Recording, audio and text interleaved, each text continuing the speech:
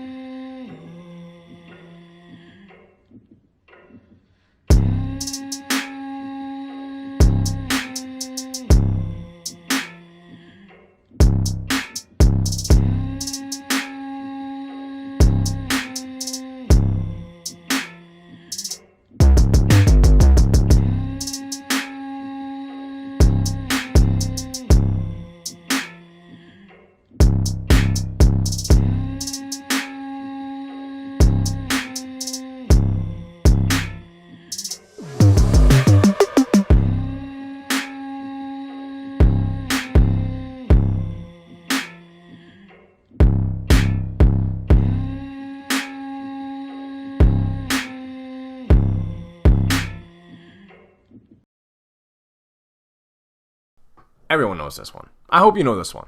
Hostel. Eli Roth's Hostel. Everyone knows this movie.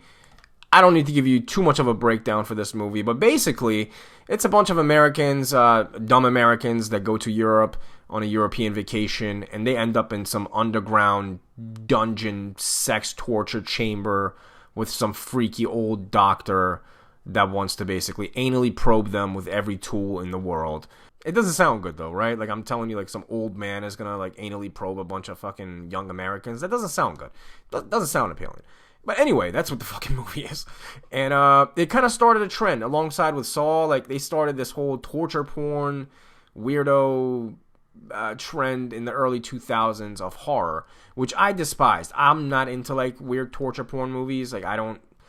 Saw is okay, like Hostel's okay, but it's not my type of movie. I prefer I need like depth, man. I need some kind of like story.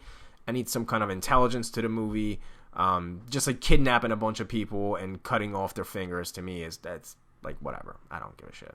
But it had cool practical effects. Like it looked good, right? It looked good, and the atmosphere was dope. It seemed genuinely creepy, so I would check it out. It's definitely like a classic, but it's just not my preferred movie to go to. And we have Raw, directed by Julia Ducournau.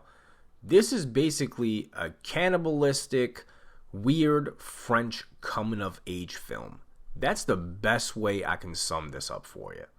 So it starts out with our character Justine, who is a very strict vegetarian. She's been sheltered her whole life, and she wants to become a veterinarian.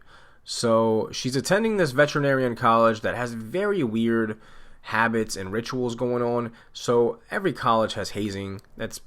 Do they still in 2022? I don't know. With all the cancellations, I don't know if hazing is a thing, which is good. Hazing is bullshit. You shouldn't go through that anyway. But off topic. Anyway, there's a lot of weird hazing going on, including forcing them to eat rabbit liver or kidney, maybe. I think it was kidney. Let's go with the second option. They force them to eat rabbit kidneys as a welcoming ritual. Hazing on another level. Once again, back to the horse steroids. You know, we're fluctuating here. A lot of horse steroids, a lot of rabbit kidneys going on here, a lot of cannibalism on this list. You know, I don't know what that says about these movie makers. But there's a lot. I don't know why I'm doing this either, but there's a lot of this going on. You know, there's levels to this shit.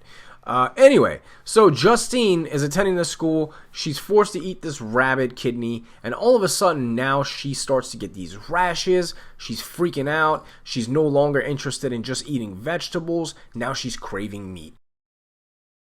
She has a new hunger. So, and that it's almost like symbolism for the coming of age, right? She's finding herself. She's also becoming a woman at the same time. This movie, absolutely phenomenal. I fucking love this movie. This is part of like the new French wave extreme movies. It's artsy. It has a point. Great acting. I can't understand the dialogue. It's in French, so you're going to have to read the subtitles. But definitely check this out. I absolutely love this movie. Not going to ruin it for you, But the disturbing factor is a lot of triggering topics, self-sabotaging, cannibalism, just a lot of like disgusting, torturous methods to cut shit out of your body and eat it. And it's not cool. Shouldn't do that. No one should do that. Justine, cut that shit out. I don't mean that literally either, because she cuts shit out. I shouldn't have said that.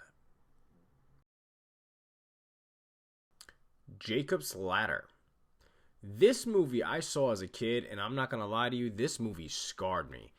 You know how a lot of people are healing after the pandemic? I'm still healing from Jacob's Ladder as a child. This movie came out in the 90s, and the imagery in this movie is top-notch. Everything is practical effects, and it's done with very little budget. Like, most of the practical effects and the demons that you see in this film are literally just masks with regular people wearing them. As far as what it influenced a whole lot of video games, if I'm being honest with you. Silent Hill, the creatures coming out of this are very similar to Silent Hill. Also Resident Evil, the zombies on the train, on the subways, it's very similar vibes. So the movie starts out in 1971 in Vietnam, where you basically see a bunch of soldiers going through war and having a good time, actually. They're smoking cigars, they're sniffing coke, they're at war, and then all of a sudden, the main character gets stabbed, and the next thing you know is he's waking up on the train in today's society. So clearly he's having some kind of flashbacks, and this is where you start to kind of lose yourself as he loses himself as far as what's reality and what's in the past. I would say the most disturbing aspect of this is just like the nightmare fever dreams. That's what they really capitalized on and mastered here, especially the hospital scene. I mean, it kind of reminds me of like Session 9, but a lot more disturbing.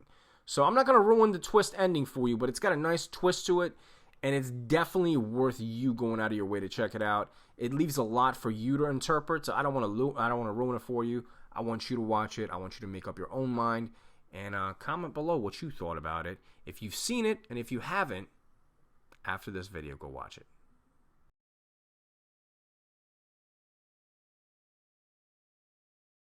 Audition. And you know this is going to be a fucked up top 30 because Audition typically makes it on a lot of people's like top 10s, sometimes top 5s. Over here, top 30 worthy. We got some fucked up shit to go over. So, Takashi Miike is a director. He put this movie out in 1999, I believe. He's also the man responsible for Ichi the Killer, which that movie made the top 40. If you want to check that out, I'll have it linked below. Check out the rest of the videos because there's several other portions to this top 50. So this movie follows a widower that has lost his wife when his son is at a very young age. Him and his son have a great relationship. Son grows to be old, I believe like 7 years later or so. And his son basically suggests to his dad, hey, you should come back outside again. Come outside. It's that season. It's been 7 years. You need a new wife. Mom is gone. I want you to be happy. Meet a new woman. Well, he doesn't know how to get back out there because, again, he lost his wife. He was madly in love with her, lost her out of nowhere. So he's kind of sensitive about this and kind of scared to get out there.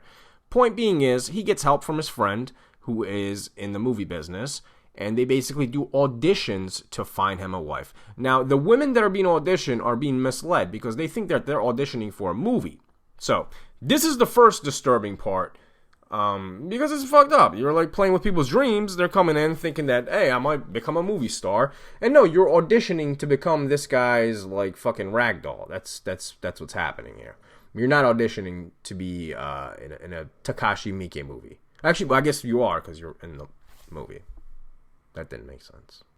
So I don't want to go into detail and spoil it all for you. But long story short, he finds this woman that he absolutely falls in love with. I believe her name was Yamazaki? Some kind of Yakuza name? Yamazaki. Let's stick to Yamazaki. I like that name. I'm going to name my next dog Yamazaki. He falls basically love at first sight with Yamazaki, one of the people that he was auditioning, and he chose a psychopath. So basically, the movie is not disturbing for like the first hour. Maybe like the last 15 minutes is really where all the gore and all the shock factor and all that stuff comes in. The last 15 minutes is essentially this woman just torturing this man to death. And I mean torture. I'm talking about like Chinese torture methods. Like shit you would see in Guantanamo Bay. Shouldn't even like fucking do to anybody other than terrorists and pedophiles and rapists. And this man was none of those. So he didn't deserve it. And that's why it's disturbing and made it to the top 30. Good Night, Mommy. Ironically enough, I am recording this on Mother's Day. And if I'm being honest with you, this is probably one of my favorite movies on this whole list out of like the 50. Because again, similar to Audition, this has depth. This movie, bro.